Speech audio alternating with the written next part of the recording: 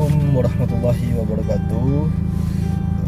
Saya Marwan Saputra, advokat dan konsultan hukum.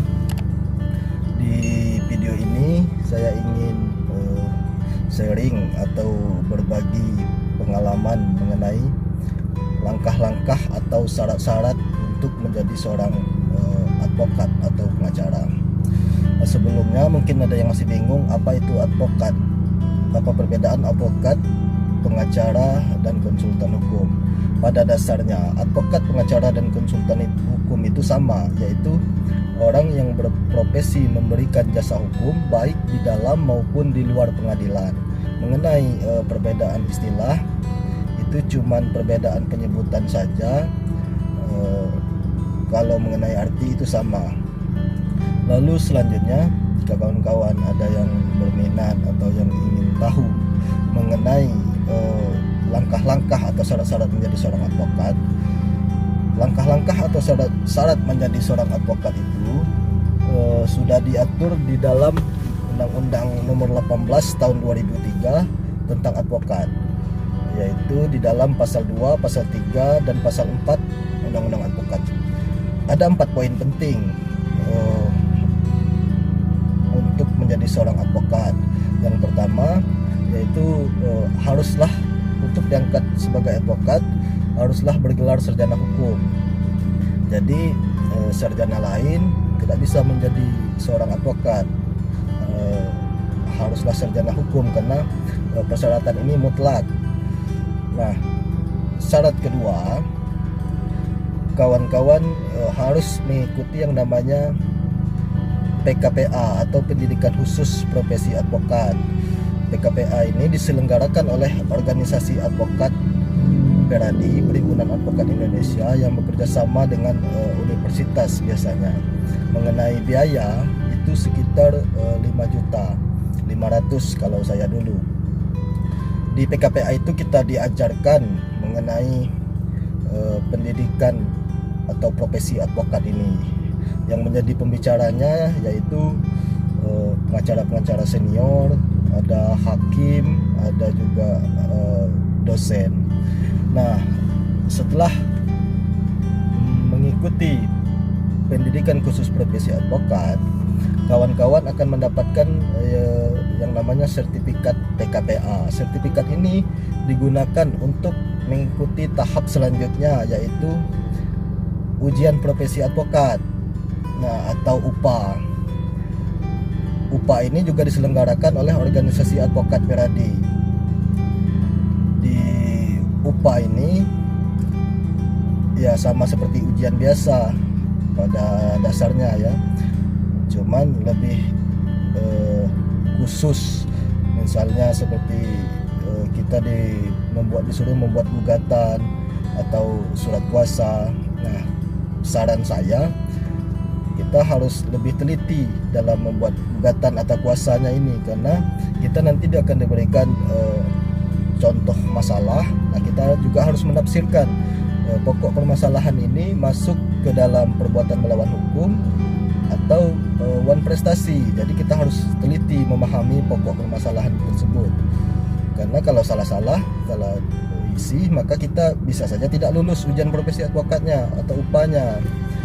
Nah, setelah mengikuti ujian profesi advokat atau UPA, setelah lulus maka kita mendapatkan seperti sertifikat tanda lulus ujian profesi advokat. Sertifikat ini kita gunakan untuk tahap selanjutnya.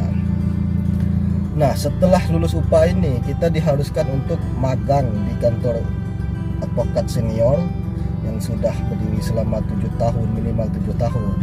Karena itu juga bagian dari syarat untuk menjadi seorang advokat.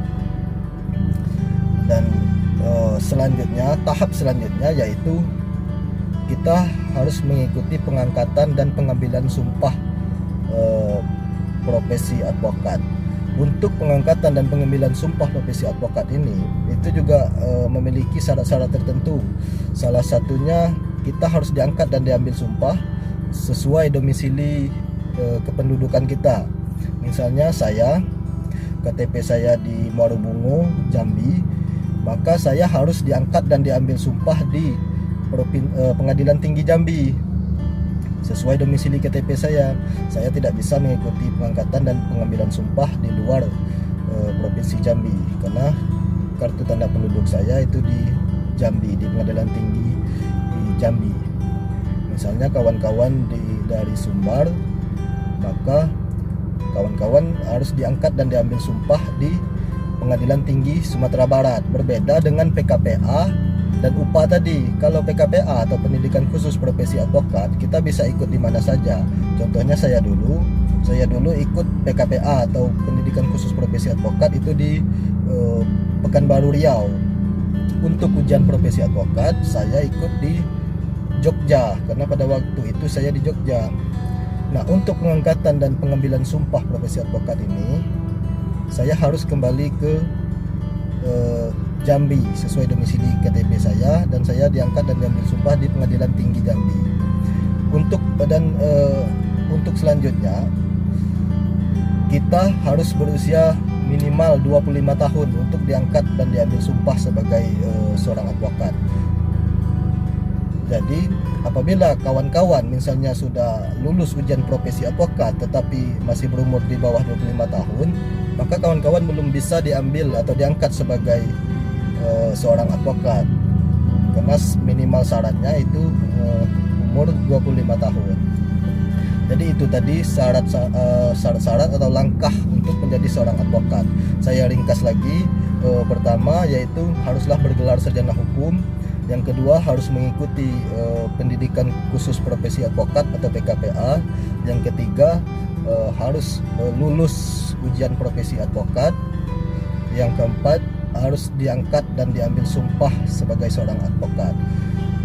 Ketika kawan-kawan sudah diangkat dan diambil sumpah sebagai advokat di Pengadilan Tinggi sesuai domisili, maka kawan-kawan akan mendapatkan yang namanya berita acara sumpah atau BAS dari Pengadilan Tinggi tempat Anda disumpah, dan kawan-kawan juga akan mendapatkan yang namanya kartu tanda anggota advokat dari organisasi advokat.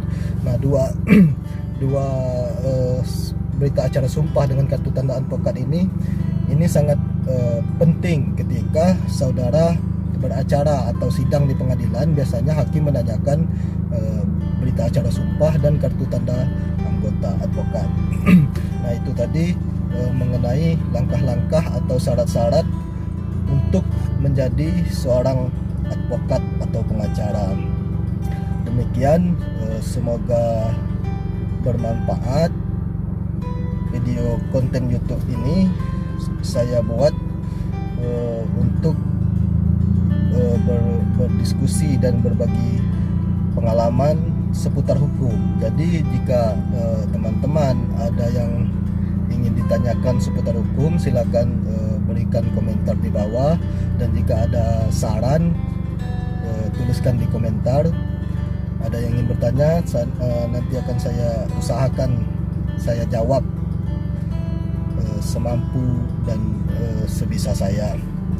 Lalu mohon dibantu untuk like, komen, share, dan subscribe video ini agar video ini lebih berkembang dan semoga bermanfaat. Demikian, assalamualaikum warahmatullahi wabarakatuh.